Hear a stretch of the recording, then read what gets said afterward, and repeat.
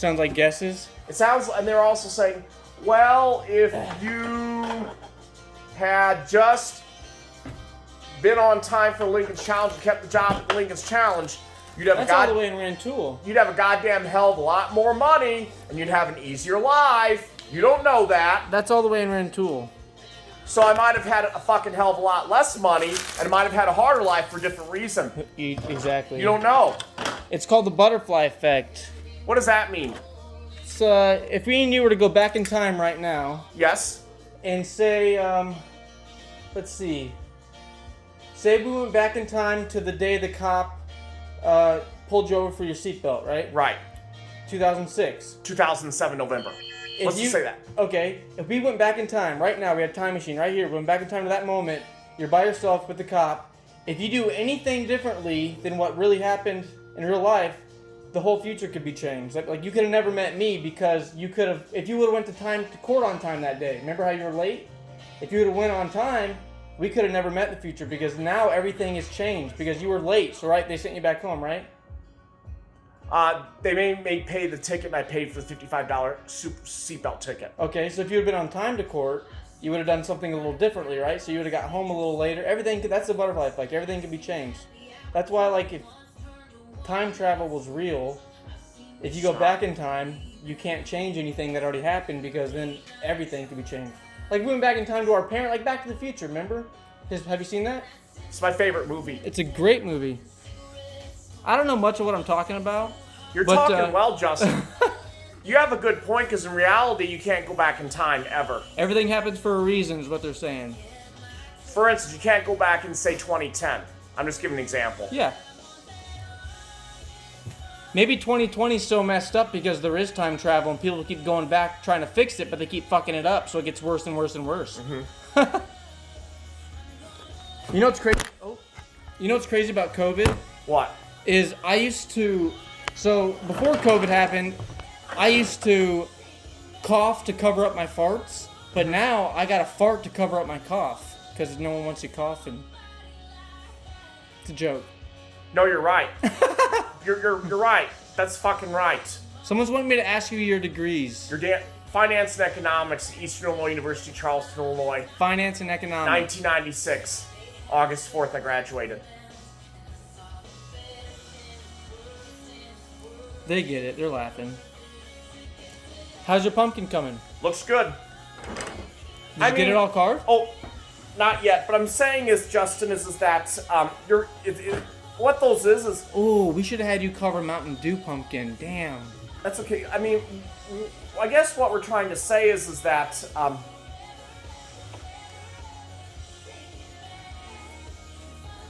I guess going back in time is saying, well, things could have been different if I could have gone back in time, but what I was told is nobody can go back in time, never in the past, and never present, never future. That's actually the reality of it all. Yeah. Problem is, it's not freedom of speech in the Constitution, it's what's right. Did I say right, or did I say wrong? You said right. It has nothing to do with freedom of speech in the Constitution. You don't think so? What does freedom of speech in the Constitution mean? You have the right to say whatever you want. Even if it's wrong. Even if it's wrong to some people, doesn't mean it's always wrong. And even if it's wrong, you still have the right to say it. Right. Like I got the right to say that I think water's bad for you if you drink it because you're fucking up the water supply, because water's needed for a lot more than just drinking. Let's get this is just an example. Say that. Hey, you're shaking everything. No, look, Justin. Trash. I always throw things away when I'm done. Good job. I guess I'm trying to argue here in a good way is that what freedom of speech I think means is, from a legal standpoint, I could maybe tell somebody something. Yeah.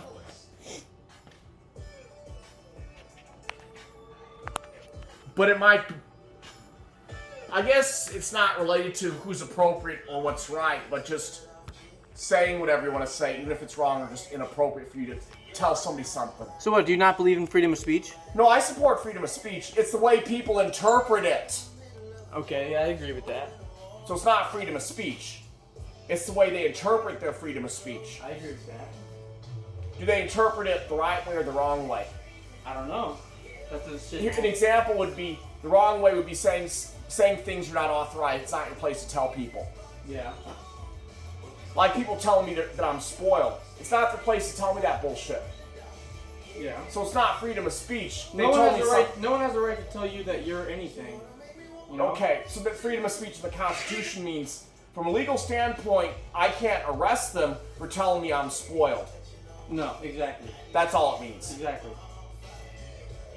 If somebody basically acts like they're my dad and that's inappropriate, I can't arrest them for saying stuff that my dad should be telling me, not them. That's what freedom of speech in the Constitution means. Yes, I agree. And what does freedom of assembly mean in the Constitution? You can do something speech-wise only for protest, but it has to be peaceful. What you asked? What does freedom of assembly mean in the Constitution? It means like freedom. It's a peaceful assembly. Like it's freedom of association. Like you have the freedom for an individual right, you know, for people to come together as a group, Okay. collectively to express your views on whatever topic you guys decide to express your views on. Like, you know, to defend your shared ideas. That's exactly what freedom of assembly is. Like I have the right to say now. In other words, from a legal standpoint, I have the right to tell a person, no, I can't work 2 jobs. Is that what freedom of speech means? Meaning they can't arrest me for saying, no, I can't work 2 jobs. Is that what that means, freedom of speech in the Constitution? It means you can go up to a police officer and say whatever you want to them, and they technically shouldn't be able to arrest you at all. And that's just speech, nothing else, just speech. Exactly. The assembly is just speech, nothing else in the Constitution. But we're not trying to get this very political. You're right, I know. It's Like not a really, pumpkin carving. it's what's right, not a political thing. Yeah. I'm doing the best I can. Alright, okay. But I want to learn how to carve. I want to learn something new. Let me tell you what I'm going to learn. What's up, guys? Hey, Justin, Yeah. I got good news for you. Oh, you do? So it's not about freedom, it's about maybe Ah. talking about pumpkins because we're carving pumpkins. Oh, shit. Sorry, guys. So it's I might not drop freedom of everything. speech, it's what's appropriate to discuss and what's inappropriate to discuss. Yes.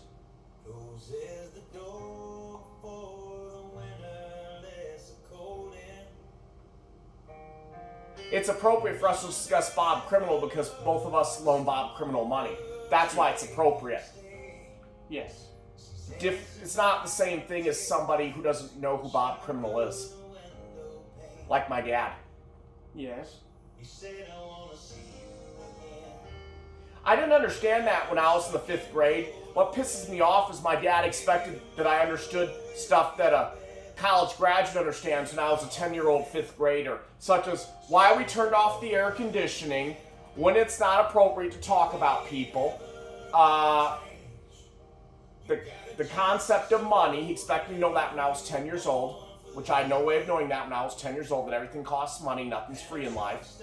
You know what I didn't understand as a kid? What? So, like, I would ask my mom to buy me something. I asked if I could have something, you know, and, you know, my dad worked really hard, and Yeah, he did. he was saving his money for Good for your dad. things special, right? And I would want something from the store. My mom would say we can't afford that, and I didn't understand what a check was. I would always say, just write a check. Just write a check. You can buy it. You can write a check. I didn't understand that you had to have the money in your checking account in order to write a check. And my parents should have explained that to me when I was in the 5th grader. As a 5th grader, they shouldn't have expected me to know stuff that a college graduate masters very well when I was just in the 5th grade. Yes. I mean, not only that, there was one time when I went with my mom to a fabric store and I was 2.5. Your mom took you to a fabric store? When I was 2.5 years old. I want to tell you what happened, Justin.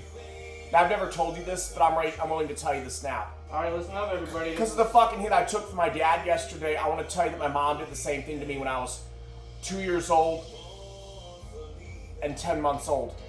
The exact date my mom did this was Saturday, July 26th, 1975. Your mom what? Took me to a fabric store on July 26th, 1975, and I want to tell you what happened. Where my mom did exactly the same thing that my dad's always done to me too. Yeah. Now, when I'm 2.5 years old, I don't understand what's your business and what's none of your business. Yeah. Now, my mom expected me to function like, say, a college student when I was 2.5 years old. Okay. I want to tell you what happened. My mom took me to the fabric store to get something for my room. There was this lady and this daughter, and the lady was telling the daughter that she was in trouble and she was going to get grounded. Okay. I don't know any better, so I asked something that I shouldn't have asked. But I didn't know any better when I was 2.5 years old. No, you didn't. I asked the girl, "What did she do? What did she do?" And? My mom spanked me and slapped me 8 times, just like my dad has done in the past, too. And you remember that at 2 years old? 2.5 years old. My mom goes, "Fine, act like a little baby." Then I went home and got punished for 3 weeks. What's your first memory that you remember ever remembering as a kid? Like the first time you remember something from back when you were little. What's that fabric store incident with my mother. You know, my very first thing was what? I was standing on top of my dresser with my pants down. Okay. I don't know if my mom had just changed me. Okay. Actually, no. Nobody. There was no one in the room, but I don't know if my mom had changed me or what. But I had no pants on. I was butt naked. And I was standing on top of my dresser. And now that I think back and look at it, what the fuck was I doing standing on my dresser? Anyways, I jumped off my dresser just as my mom rounded the corner into my room, and I jumped off my dresser onto my bed, and I missed my bed and landed right on the floor. That's the very first thing I remember. And I didn't cry at all. She was like, I remember her freaking out, thinking I was hurt, and I didn't cry at all. It didn't hurt. And I landed on some like stuffed animals, but that's the very first thing. Good job, I Justin. remember. Yeah. I mean, I probably have another memory of before that, and I was 2 years old and 10 months old with the fabric store incident. I mean, I didn't know that that's none of my business why the girl got in trouble with her mother. I didn't know any better. But then my cousin JM once asked me, "So Alex, what'd you do to get in trouble for your dad?" And I was 14 and my cousin JM was 8 years old. Kevin Grimsley goes, "JM, don't be nosy."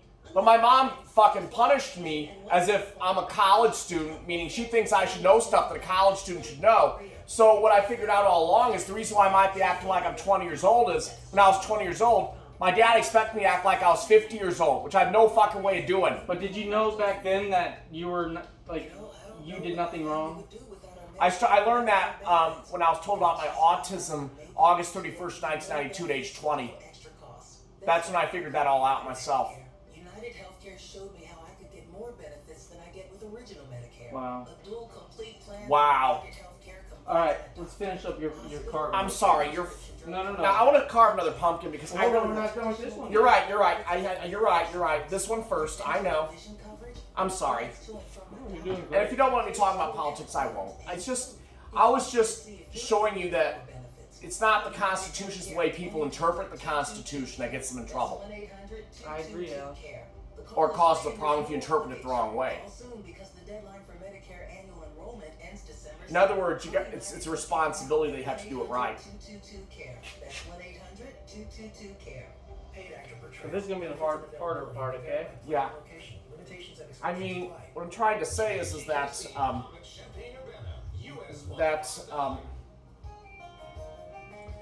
I didn't know any better at the fabric store when I was 2.5 years old. And that's okay. And the girl was crying maybe because of what my mom did, not because of my asking her what she did to get in trouble 3 times. That is true. I think that's the real reason why the girl was crying. But my mom blamed me for the whole fucking bullshit. She goes, "Act like a little baby, I don't care." And then she grounded me for 3 weeks at home with my dad. I'm sorry, Al. I mean, what I'm trying to argue here is my mom did die when I was...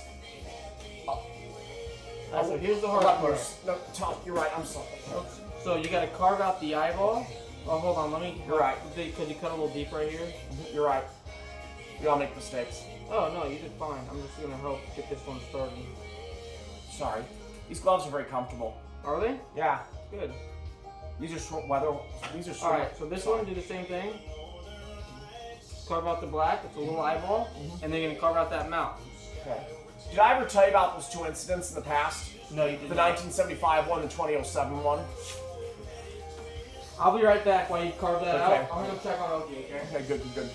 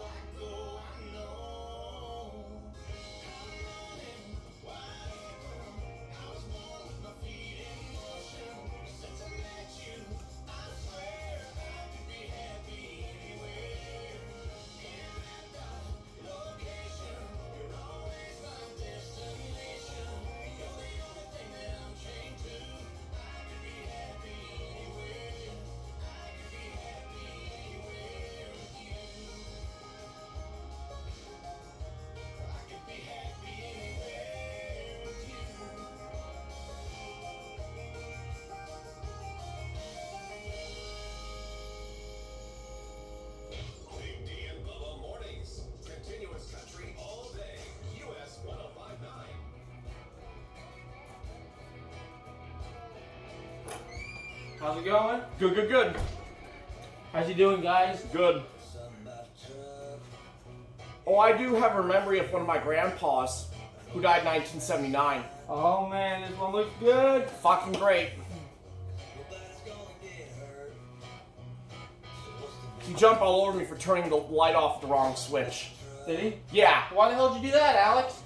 because I didn't fucking know better and I was just 2 years old and 3 years old, that's why. It's okay. They said, Alex, just remember that the internet loves you and we will all fight anyone who doesn't. That's right, we're gonna kick their asses. My grandpa died in 1979, so. My grandma died when I was 6 years old in 1997. My grandpa died when I was 6 years old in 1979. We were both 6 years old? Yeah, my other grandpa died in 1973 when I was 6 months old. I forgot I had this too, so I gotta...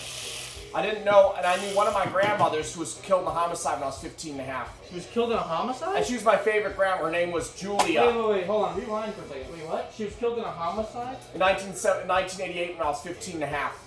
Alright, well, tell me the story. What happened?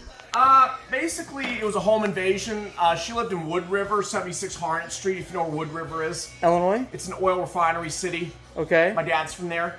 Okay. My mom's from Alton. A guy was basically doing work for my grandma, and the guy was like a dope dealer, and he murdered my grandma because, I don't know why, but the guy was probably a fucked up criminal, and an investigation was done, but the person did go to prison who's on drugs, but I don't know what happened after that in 1988. So basically, the guy that your grandma had working for her was a dope dealer, and he probably broke into her house in the night and murdered her, trying to steal her stuff.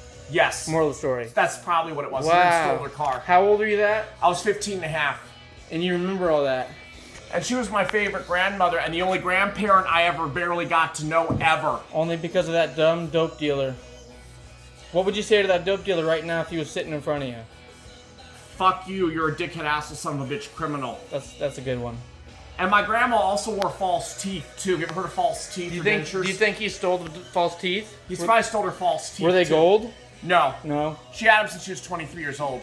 She lost Oh. her teeth due to gingivitis when she was 23. Wow. She was still my favorite grandma. Julia Margaret Francis Coney Cuspinoff. So was she buried with no teeth? Probably, I'm not for sure. Huh. Did you remember going to her funeral? Was it okay. I don't want to get too personal. Was it an open or closed casket? Do you remember? It was closed. Was it probably, do you know how she was murdered or anything? I don't know. They never told me how my grandma was murdered. That's probably best. I don't like people who murder people. No. Especially my favorite grandma, the only grandparent I ever knew. That's terrible.